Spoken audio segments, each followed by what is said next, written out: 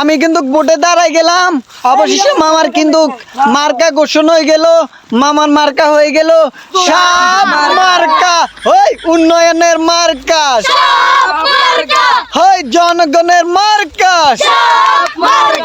বাইকনার মার্কা,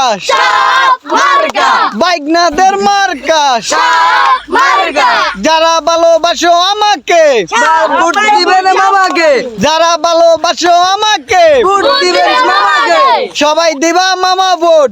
দেশের লোক শান্তিভাবে রাস্তাঘাট যদি মা আমাকে ভোট দেন, আমি কথা দিতেছি আপনারা কারো কেউ আপনারা বাড়ি থেকে বের হয়ে পুকুরে যেতে হবে না।